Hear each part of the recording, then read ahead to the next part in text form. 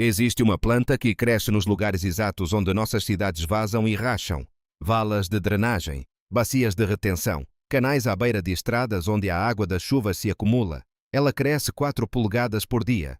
Produz 84 toneladas de alimento comestível por acre em 9 meses. Metade do mundo a consome como um vegetal básico, chamando-a de Kang Kong, ou espinafre d'água. Nos Estados Unidos, ela é listada como uma erva daninha nociva federal. Movimentá-la para distribuição pode resultar em multas e até 5 anos em uma prisão federal. Esta planta cresce onde o concreto falha, alimenta milhões em toda a Ásia e prospera em condições que matariam a alface. E é precisamente por isso que eles tiveram que criminalizá-la. O arquivo se abre não em uma tumba, mas na memória viva, e ele remonta a mais de 4.000 anos. Evidências de cultivo no Sudeste Asiático datam de aproximadamente 2000 a.C. No século V, ela apareceu em textos de medicina tradicional chinesa por toda a Ásia. Por milénios, esta planta tem sido cultivada na China, Tailândia, Vietnã, Camboja, Filipinas, Indonésia e Malásia. Ela cresce quase sem cuidados em muitos cursos de água, mas a prova de sua resiliência vem da guerra. Durante a ocupação japonesa de Singapura na Segunda Guerra Mundial, quando os sistemas alimentares convencionais colapsaram e as pessoas passaram fome, esta planta cresceu com facilidade notável em muitas áreas e tornou-se uma cultura popular de tempos de guerra. Este não era um alimento de emergência para a fome raspado das margens. Este era um vegetal básico que salvou vidas quando a agricultura industrial falhou. A planta é Epamoa aquática, espinafre d'água, e o mundo nunca a esqueceu. Ouça quantos nomes ela carrega. Em mandarim, eles a chamam de Kong Shin Kai, que significa vegetal de coração oco. Em cantonês, Ang Choi. Em tailandês, Phak Bong. Em vietnamita, Rau Muang. Em filipino, Kong Kong. Em malaio e indonésio, Kong. Em tamil, Balal. Uma planta. Dezenas de identidades regionais, porque este não é algum verde selvagem obscuro que apenas alguns coletores conhecem. Este é um vegetal que metade do mundo come regularmente. Os tailandeses a refogam com molho de ostra e pimentas em Pod Pig Bong Phadeng. Os vietnamitas a servem crua ao lado de phoques. Filipinos cozinham um dog bong kung kong com vinagre e soja. Indonésios fazem plain kung gong de Lombok com pasta de camarão e limão. Malaios preparam sambul kung kong. Os chineses a refogam com tofu fermentado. 78% dos usuários do Fórum Culinário Asiático a associam a memórias de infância e refeições familiares. 82% relatam sentir-se decepcionados quando substitutos são usados. Isto não é exótico, isto é comida do dia a dia. Então, por que é contrabando na América por causa do que acontece quando você a planta? O Banco de Dados de Espécies Invasoras do Texas relata que ela pode crescer a uma taxa de 4 polegadas por dia. Os caules podem atingir 70 pés de comprimento. A produção de biomassa atinge 84 toneladas de peso fresco por acre em 9 meses. Cada planta produz de 175 a 245 sementes. Mas as sementes nem sequer são a principal ameaça. Ela se espalha principalmente por fragmentação. Pedaços quebrados criam raízes e estabelecem novas plantas. Os caules são ocos, eles flutuam. Fragmentos seguem o fluxo da água corrente abaixo. A planta cria raízes nos nós ao longo do caule. Solta uma muda na água e ela se torna uma nova planta em poucos dias. Este não é um problema de jardim. Este é um problema de infraestrutura. Uma planta que se multiplica a partir de fragmentos e viaja através de sistemas de drenagem torna-se um alvo para agências que gerenciam canais e controle de enchentes. Essa taxa de crescimento é o fato biológico que tornou a criminalização inevitável. Mas vamos falar sobre o que há dentro desta planta, pois os números nutricionais explicam por que metade do mundo nunca parou de comê-la. Uma xícara cozida contém 20 calorias e 2 gramas de proteína. Vitamina A, 255 microgramas, é 28% do valor diário. Vitamina C, quase 16 miligramas, é 17% do valor diário. Ferro, 13 miligramas. Cálcio, 53 miligramas. Potássio, 278 miligramas. É de baixa caloria, mas densa em micronutrientes por porção. Tem teor de vitamina A semelhante ao espinafre e mais vitamina C do que a de alface. Se isto é nutricionalmente comparável às verduras pelas quais os americanos pagam mais de 1 bilhão e 5 bilhões de dólares americanos anualmente, por que não é comum aqui? Porque você não pode patenteá-la. Você não pode vender herbicidas para ela. Você não pode criar dependência dela. E no momento em que ela apareceu nos cursos de água americanos, eles mobilizaram todos os mecanismos legais para impedi-la. O motivo está embutido na própria lei. A Lei de Proteção de Plantas define uma erva daninha nociva como qualquer planta que ameaça a irrigação, a navegação, a saúde pública ou o meio ambiente.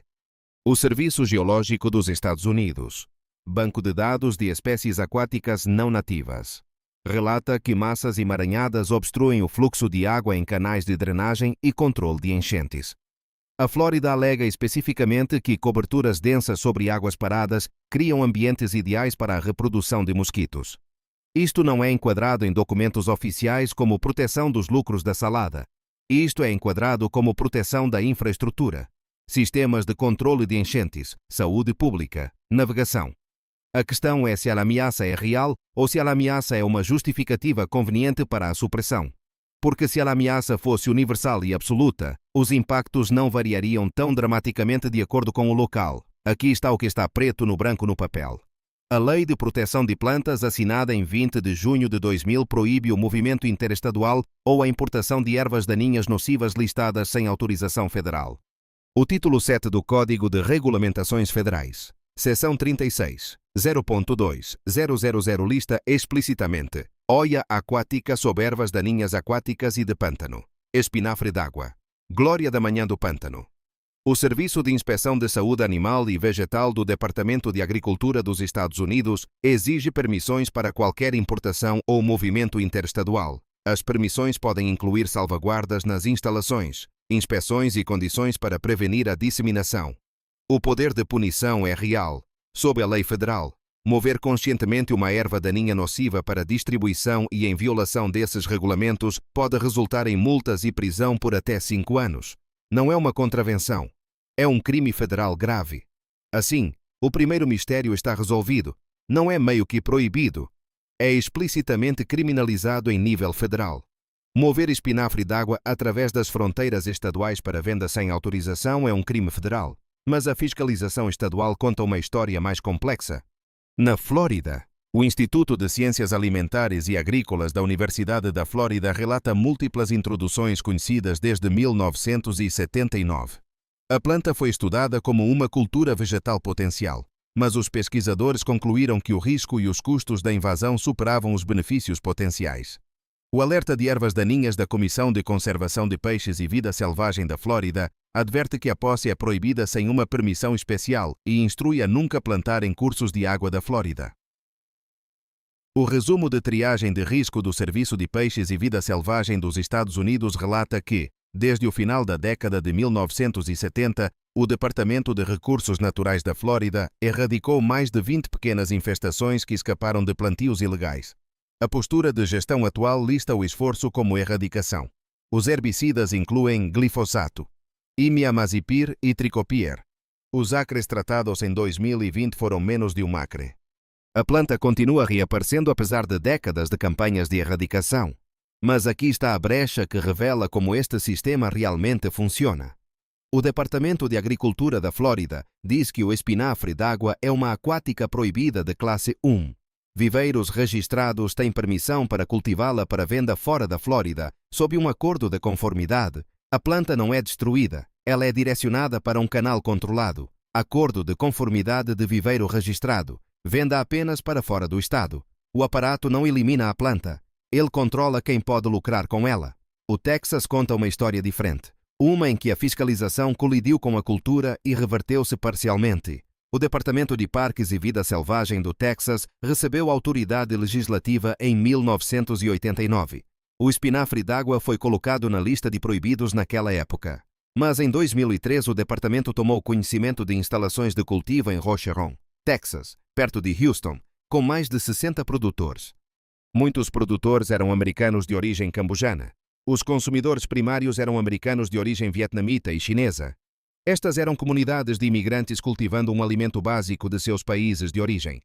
O Texas modificou as regulamentações em 2005.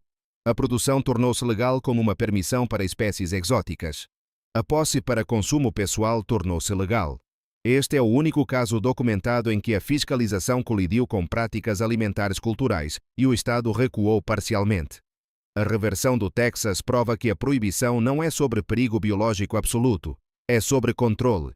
E quando pessoas suficientes exigiram acesso à sua comida tradicional, o sistema se adaptou, mas apenas no Texas. Em todos os outros lugares, a proibição federal permanece absoluta.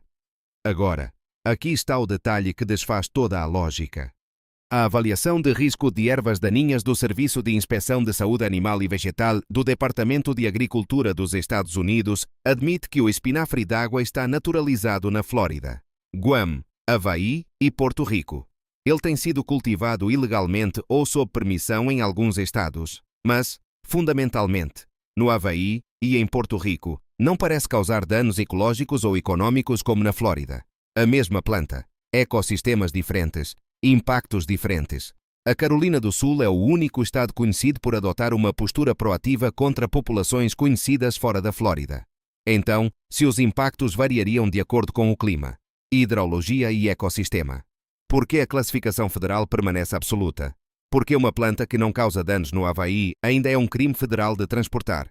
Porque a classificação não é sobre ciência, é sobre padronização. Uma vez que uma planta é listada federalmente, a burocracia adota como padrão a proibição em todos os lugares, mesmo onde a ameaça não existe. E quando um alimento se torna uma erva daninha, todo um aparato químico e de contratação torna-se a solução. O manual atual da Flórida lista glifosato, Emaziper e Tricopir como herbicidas para o controle do espinafre d'água. O controle mecânico é considerado inviável porque os fragmentos criam raízes e iniciam novas plantas. A arrancada manual é citada, mas impraticável em escala. O Texas observa que o glifosato é eficaz em valas secas. Referências históricas mencionam 24D e 245T em concentrações de 1000 partes por milhão. A indústria de herbicidas tem produtos para vender. A indústria de contratação tem serviços a oferecer. A erradicação torna-se um fluxo de receita. Mas a planta sobrevive apesar dos produtos químicos, apesar da proibição, apesar de ser classificada como uma erva daninha nociva federal. O espinafre d'água ainda cresce onde quer que as condições permitam. Então, vamos seguir o dinheiro porque é aqui que reside o motivo. O Serviço de Pesquisa Econômica do Departamento de Agricultura dos Estados Unidos relata que os produtores dos Estados Unidos receberam 21,8 bilhões em receitas em dinheiro de vegetais e melões em 2022. A alface representa quase da receita de vegetais. Vendas de Roma, 54 bilhão. Iceberg, 33 bilhão de dólares. Alface de folha, 25 bilhão de dólares. Espinafre, mais de 562 milhões de dólares em 60 mil acres, 75% na costa da Califórnia e 18,5% no Arizona. Um vegetal verde comestível de crescimento rápido que se propaga a partir de estacas e não precisa de insumos, colide como uma cadeia de suprimentos de vegetais folhosos baseada na terra de bilhões de dólares que requer terra, água, fertilizante, sementes e infraestrutura de distribuição. O padrão regulatório é claro.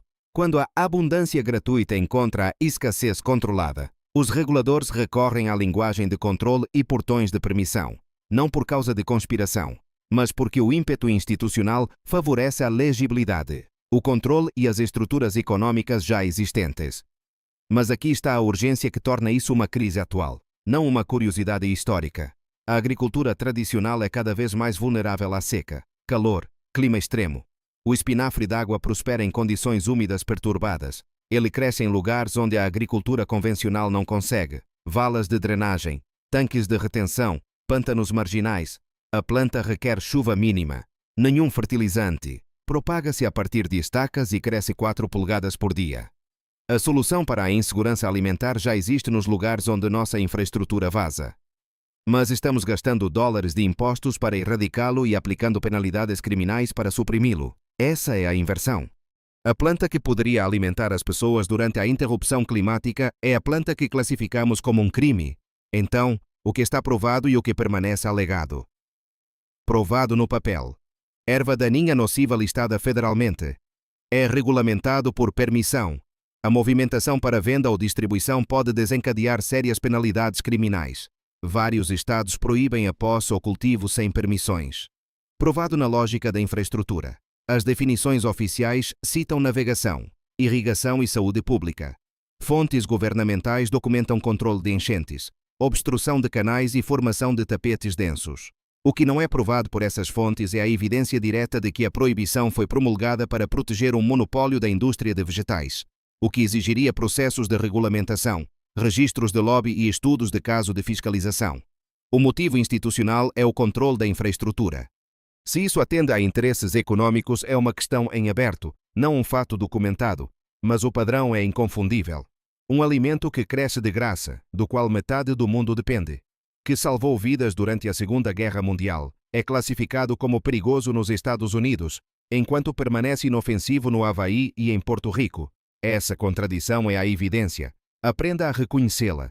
Aprenda a lei em seu estado.